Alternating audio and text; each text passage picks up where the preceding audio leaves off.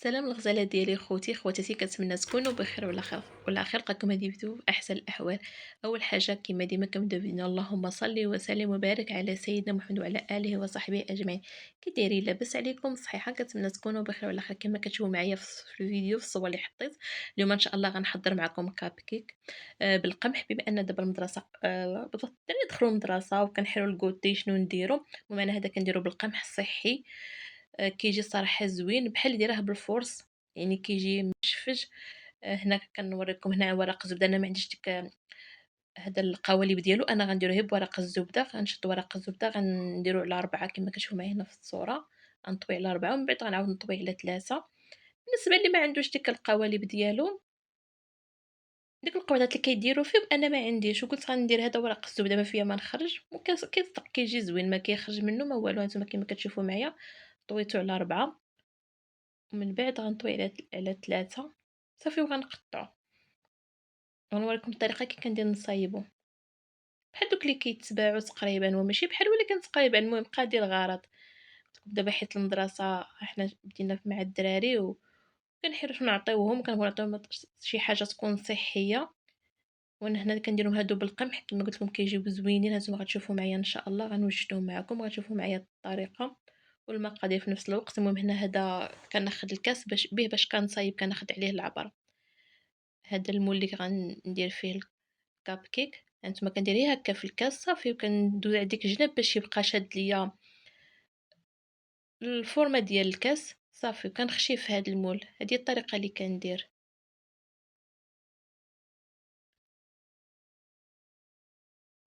هانتوما كما كتشوفوا معايا كنبقى نحاول نتني ديك الجنيبات باش يبقى شاد مزيان صافي، وكنبرك على ديك الدور هاد الكاس مزيان.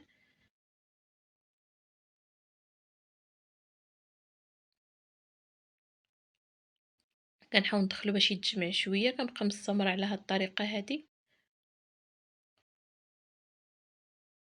كيجيو حتى في الشكل زوين، كيعطي واحد المنظر زويون. وقلت لكم ما كتخرجش منهم العجينه ما والو، كيطيب فيهم العجينه كيجي الشكل ديالهم زويون.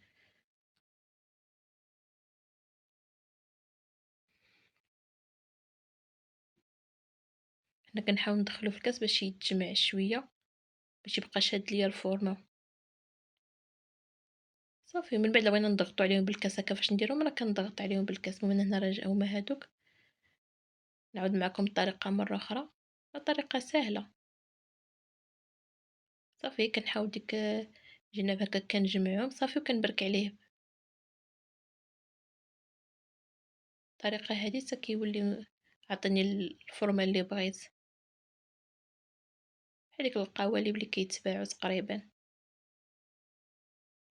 ودابا غنمشي ناخد معكم ان شاء الله. هنا غناخدو جوج بيضات بحرارة المطبخ، وغناخد واحد قبيصه د الملح. واحد هنا كندير قبيصه د الملح، ومن بعد غندير كاس سنيده مع مرش. واللي كيبغي الحلاوه بزاف يديروا عامر، انا كنقص شويه الحلاوه. وهنا غنضيف واحد شاصي ديال الفاني، وغنطرب هاد العناصر مزيان حتى تندمج بعضياتها ويولي الخليط ديالي ابيض. يا بالطراب الكهربائي يا بالطراب اليدوي. المهم هنا كنضيف واحد الكاس لاروب ديال الزيت كنضيفو تدريجيا وانا كنطرب. عاوتاني غنضيف كاس ديال الحليب حتى هو تدريجيا، وفي نفس الوقت راني كنطرب. هنا غنبقى نطرب واحد شويه نطربهم مزيان، ومن بعد غنضيف النواشف.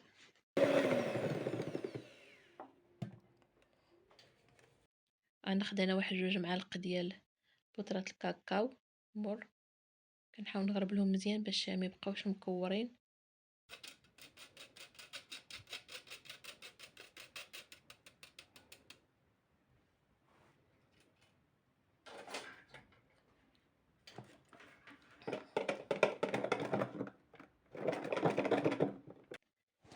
كنخلط مزيان. قلت لكم انا هذا غنديرو بدقيق القمح راه كيجي بحالو بحال، كيجي الشكل ديالو بحالو بحال الفرص. ويمكن كاع كيجي انا احسن من الفرص، كيجي بنين فيه واحد البنه. كتعرفوا القمح كيكون بنين، كيجي فيه واحد المذاق زوين. هنا كنحاول نخلط. هذا هو القمح اللي غندير. انا هنا راني مغربله كما كنقول لكم ديما، راه اغلبيه الوصفات ديالي كنديرهم بالقمح. هنا راني غربلتو محيده منه النخاله. هنا راني كنغربلو بهاد الشبكة هادي، هاد الغربل هذا اللي عيونو كبار، اللي ما محيدش منو النخالة يدير ديك الغربة اللي عيونو رقاق. أنا غربلتو بعد حيت أنا ديجا عندي مغربل. هنا كندير كاس الأول غنخلط شوية وصدقوني كيجي زوين، والله إلا أحسن من ديال الزنقة اللي كيتباعو في المذاق. وكنتحكمو حنا في الحلاوة وكنعرفو شنو فيها، يعني ماشي بالدراري ضروري تعطيهم هادشي ديال الزنقة، ها فيهم الفورص، ها دانونات، يعني كنحاولوا بحال دابا مثلا عطيتو دانون نعطيه هادشي ديال الدار. عاوتاني إلا مثلا عطيتو شي حاجة ديال الدار، بحال دابا شي حاجة ديال الزنقة كنعطيه عاوتاني حليب ولا كيدي معاه ولا عصير، يعني كنحاولوا نوعوا ماشي كلشي كنشريوه ديال الزنقة على حساب صحتهم. هنا ضفت الكاس الثاني، هنا تقريبا راه يهز ليا 2 كيسان ونص. كنخلط باش كنشوف أنا راه هنا القمح، هاد القمح خاصو يكون شوية قاصح، لأن كتعرفوا كاين القمح اللي كيبغي يكون جاري في الخدمة ديالو، كاين اللي كيبغي يكون قاصح. هذا بالضبط كيبغي يكون قاصح لأن مجرباه في الخبز كنربيه شوية قاصح. هنا غندير، هنا كإضافة غنضيف الشكلاط اللي عنده الفواكه الجافة، الزبيب، بحال دابا اللوز، الكركاع يضيفهم. أنا هادشي اللي عندي درت، هو اللي درت. غنغربلهم بديك نص كاس ديال الطحين. هنا يعني هاد كاب كيك درت فيه 2 كيسان ونص ديال الطحين. هنا غربلت هادو باش مينزلوليش لتحت، درت هكا الطحين وغربت في دقة واحدة باش هاد الطريقة اللي درت الشكلاط باش حيت نخلطو في العجين ما يهبطلياش لتحت. كندير كذلك حتى اللوز وهكا والزبيب اللي كان، المهم أي حاجة غنديرو هكا في وسط العجين كندير هكا باش ما تنزلش لتحت. وأنا بعد ما خلطت غنضيف واحد 2 خمارات حتى هما كنغربلهم نخلّط مزيان. وآخر حاجة كنضيفها هي غنضيف تقريبا واحد المعلقة، نص معلقة كبيرة ديال الخل، أي معلقة صغيرة. هي كتساعدنا باش يتنفخ الكيك ديالنا. المهم هنا كتشوفوا الخليط ديالي راه هو ثقيل. علاش أنا درتو ثقيل؟ هو أصلًا هاد الكاب كيك كيكون ثقيل، ولكن هذا تقلتو أكتر أنا شوية لأننا عارفة القمح اللي كنخدم به أنا كيبغي يكون شوية قاصح، حيت كاين واحد النوع د القمح كيبغي يكون قاصح، وكاين واحد النوع كيبغي يبغي الماء في الخدمة ديالو كيكون خفيف. أنا هذا من النوع اللي كيبغي يكون شوية ثقيل في العجينة ديالو، في عجينته د الخبز ديال المخامر ديال الرغيف كيبغي يكون شوية ثقيل. لا جريتو ما كيعطيش مزيان. المهم هنا غنصبوه هنا في هاد القوالب هذا تقريبا كنخلي واحد سنتيم، وغنزينو هذا برقائق اللوز، اللوز إيفيلي. أنا ما محمراش يعني دايراه خضر، راه غيتحمر في الفران. وهنا أنا راني الفران راني مسخناه فاش بديت كنحضر هاد كاب كيك. راني شعلت الفران حتى يسخن مزيان، وغنطرح فيه هاد كاب كيك. فاش نشعلو يعني غنقص العافية كيف راه الضو كيف راه الغاز، يعني مجرد ما تبغيو تدخلوها للفرن غتنقصوا عليه شوية.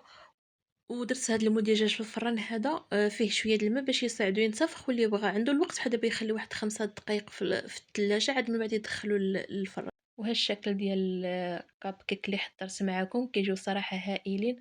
هاهما تبارك الله تنفخوا. عطاوني هاد المقادير عطيتكم، عطاوني تقريبا 16 حبة، لأن بقاو ليا واحد 4 د الحبات. هذا المول كيهز 12 وبقاو لي 4 د الحبات. أنا نقسمو معاكم تشوفوا كي كيجيو. صراحة كيجي هائل، نتوما شوفوا تبارك الله كيمشفج. وفاش كيباتوا راه كيعطيو المذاق أحسن من هكا، وحدهم هما كيبقاو هما كيعطيو المذاق. وهكا نكونوا عطينا لوليداتنا شي حاجة صحية ومصايبة في الدار وبلا فورس. يعني بحال دابا مثلا كندير ساندويتش الفورس، ديك الساندويتش بحال دابا خبز همبرغر شي حاجة كنعاون ندير هكا قمحيني ندخل ليه هكا باش اللي كتعرفوا يوميا المساكن كياكلوا في المدرسة، من الأحسن دير لهم هكا. وحتى إلا بغيتو ديروه بالنسبة للناس اللي ما عندهمش وليداتهم كيقراو حتى هكا ليهم راه مزيان، راه صحي وكيجي رائع المذاق. جربوا ديك الساعة غتردوا عليا. وإلا وصلتي حتى لهنا نتمنى تقبلي عليا، ما تنسانيش بواحد جيم وبارطاج وشي تعليق، ونتمنى نكون خفيفة على قلوبكم وفتكم ولو بشي حاجة بسيطة. إلى اللقاء في فيديو جديد إن شاء الله، وشكرا على الدعم ديالكم اللي يخطيكم عليا.